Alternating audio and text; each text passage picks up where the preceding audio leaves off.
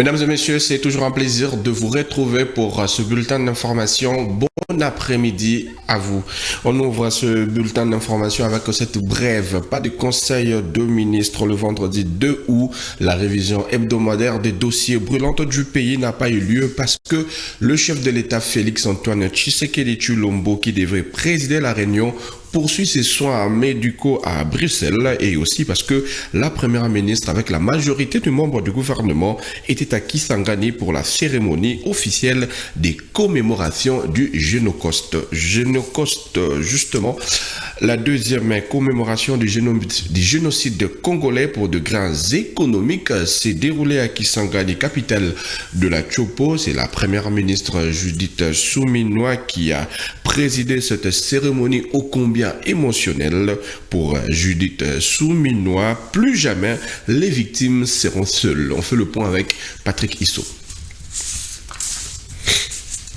Le moment était indiqué pour la 12e commémoration du génocide congolais pour des gains économiques Génocoste. Devant une assemblée composée des députés nationaux, des membres du gouvernement central et autres membres de la communauté internationale et diplomates, ainsi que les victimes de ce génocide, la première ministre a fait savoir que depuis la première commémoration, le président de la République avait rassuré les victimes qu'elles ne seront plus jamais seules.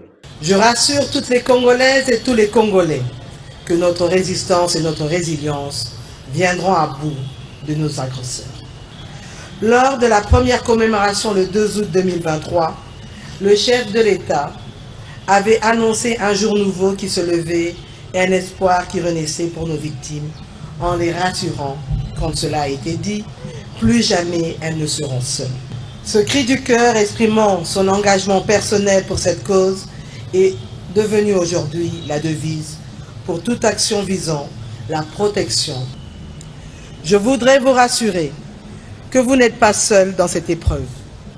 La nation, notre pays, notre nation, votre nation, avec à sa tête son Excellence Félix-Antoine Tshisekedi, président de la République, s'élève à vos côtés, unis dans la solidarité.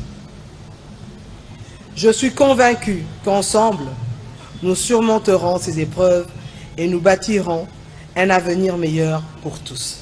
Judith Suminwa a salué tous les acteurs qui se sont engagés dans la cause des victimes pour aboutir à ces résultats, avant d'appeler les victimes à puiser la force dans les saintes écritures. J'invite les victimes à puiser la force dans cette parole de Dieu écrite dans les livres d'Ésaïe, chapitre 60, verset 1. Je cite: « Lève-toi, sois éclairé, car ta lumière arrive et la gloire de l'Éternel se lève sur toi. » Fin de citation. Tout juste après, la première ministre et toute l'Assemblée ont été conviés à visiter le village Génocoste érigé à la mairie de la ville de Kisangani pour se rendre compte de ce qui s'était passé le jour du génocide.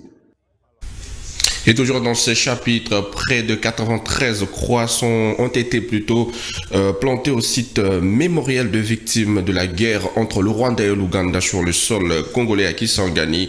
La première ministre a donc visité ce site où elle a déposé un gerbe de fleurs. Ce site plein de souvenirs permet non seulement aux Congolais mais au reste du monde de se rendre compte des atrocités qui ont été commises en République démocratique du Congo par ces pays voisins. C'était à l'occasion de la commémoration du Génocoste. Patrick Issot revient. Après l'accueil par un comité restreint conduit par le gouverneur de la province de la Tchopo, le directeur général du Fonds national pour la réparation des victimes de violences sexuelles liées au conflit et des violences, des crimes contre la paix et la sécurité de l'humanité FONAREV, Kevin Ngunga, a fourni des explications à la chef du gouvernement sur l'aménagement de ce site mémoriel ainsi que les images qui retracent la guerre entre le Rwanda et l'Ouganda sur le sol congolais et les morts que ces combats ont provoqués. Ensuite, le numéro 1 du gouvernement central a effectué une marche rythmée par l'hymne aux morts exécutée par la fanfare de la garde républicaine. Une marche qui l'a conduit devant 3 stèles érigées en vue du recueillement sur sur ce site chargé de souvenirs et d'émotions. La première stèle est dédiée à la mémoire des victimes du massacre de guerre de 1, 3 et 6 jours jetés dans le fleuve Congo et la rivière Chopo. La deuxième aux victimes des agressions du Rwanda et de l'Ouganda. Et enfin, la troisième dédiée aux victimes dont les corps ont été disséminés et enterrés dans la ville et les périphéries de Kisangani après avoir été les cibles des agressions rwandaises et ougandaises. Dans ce cimetière, le Fonaré va également aménager un lieu de recueillement où ont été enterrés les restes de 8 membres de la famille Ochudi, tous massacrés simultanément. La première ministre a rencontré sur place la seule survivante de cette famille qu'elle a chaleureusement étreinte pour démontrer qu'elle ainsi que les autres victimes de ces atrocités ne sont plus jamais seules. Un moment d'intense émotion appuyé par le récit de la victime, de ce qui reste encore dans ce souvenir. Ainsi, au total, 93 croix sont plantées dans ce cimetière. Il faut rappeler que de son côté, le gouvernement a prévu dans le pilier 2 de son programme d'action des mécanismes de réparation en faveur de ces victimes, mais aussi des garanties de non-répétition. Pour la première ministre, plus rien ne sera oublié et la justice sera rendue à tous. Un message également lancé en direction des agresseurs de la République démocratique du Congo.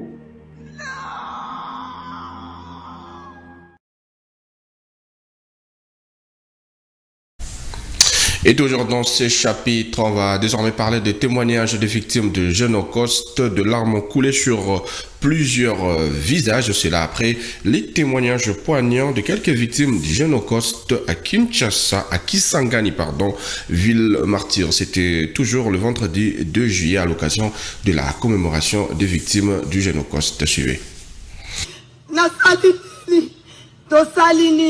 Des visages en larmes à la cérémonie du Génocoste à Kisangani dans la province de la Chopo. Des témoignages insupportables des violences subies par les victimes ont été donnés.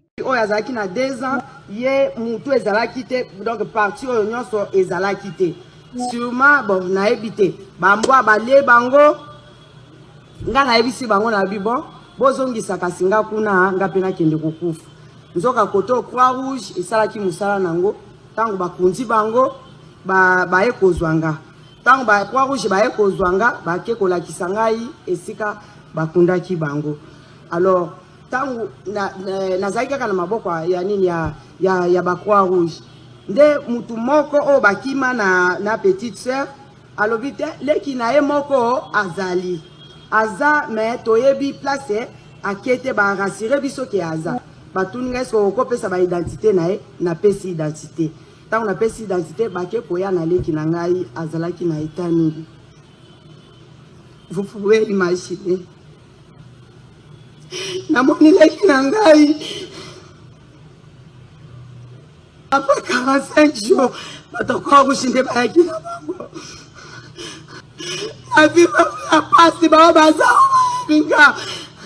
il faut dire que c'est la deuxième édition du Génocoste, ce génocide lié à des gains économiques. Et enfin, pour boucler avec ce chapitre du Génocoste, mise en terre au cimetière Génocoste de Kibati Nyiragongo, de 8 victimes des attaques à la bombe de population par le rebelle du M23 à Bouérimana. La commémoration s'est déroulée le 2 août à l'occasion de la journée du Génocoste en République démocratique du Congo. Rachel Iwana pour les commentaires.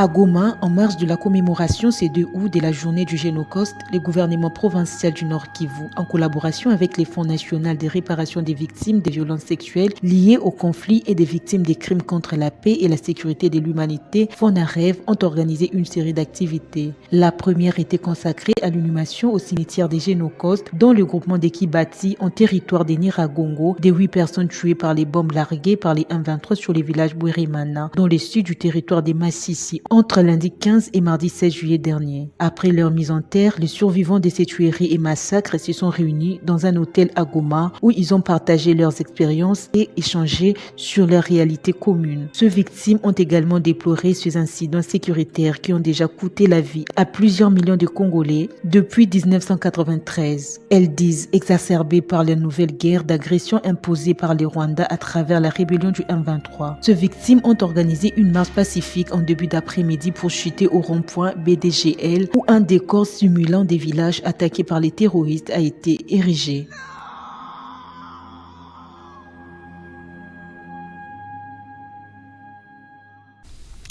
Puissent leurs âmes reposer en paix. On va changer de chapitre pour revenir sur l'ouverture de la Convention internationale de Percé à l'église ministère d'évangélisation Mahanaïm sur le thème comprendre les saisons.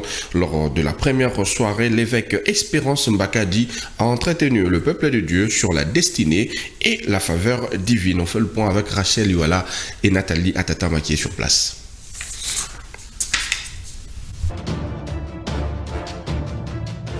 La Convention internationale de Percé 2024, CIP en sigle, une plateforme qui bénit le Congo-Brazzaville, ses environs et le monde. En cette 27e édition, l'évêque Espérance Mbakadi de l'église des Mangembo est le seul orateur. Pour le premier jour, l'homme de Dieu a abordé la question de la destinée, une chose déjà établie par Dieu dans l'éternité. Ça ne commence pas sur la terre des hommes.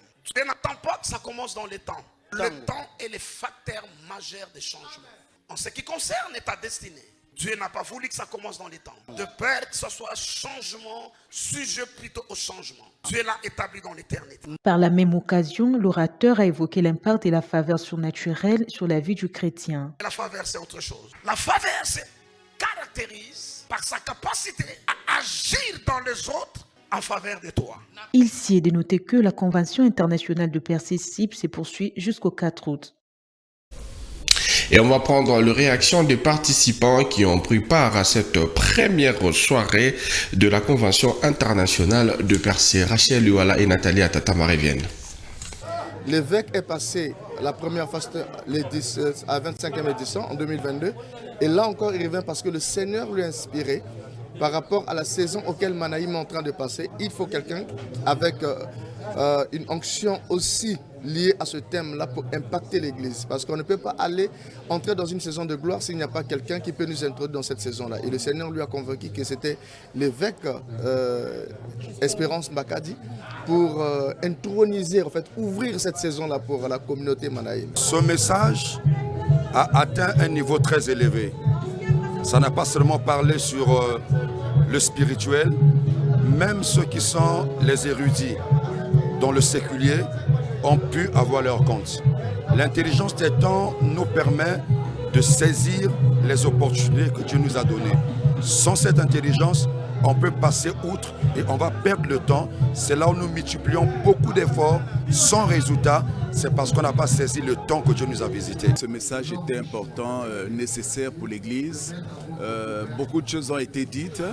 Et nous avons apprécié ce message et je crois que nous ne voulons pas trop faire de commentaires, nous allons voir un peu la suite de ce qui sera dit. L'évêque Espérance sera dimanche à Rehoboth et nous croyons que vous serez de la partie pour passer des bons moments dans la louange et l'adoration avec nous. Mais ce message est le bienvenu parce qu'en tant que serviteur, servante de Dieu, on doit se remettre en question. Souvent on se perd un peu dans les saisons, on pense que c'est son temps alors que ce ne l'est pas. Ce n'est qu'en écoutant ce genre de message que nous sommes interpellés et ça nous permet d'orienter nos prières afin de comprendre à quelle saison on se situe actuellement. Voilà, c'est par ici que prend fin ce bulletin d'information dédié exceptionnellement à l'évêque Espérance Mbakadi qui célèbre son anniversaire. Bon anniversaire Espérance Mbakadi, cher papa. Moi je vous retrouve très prochainement. Entre-temps, bonne suite de programme sur Patriote Télévision.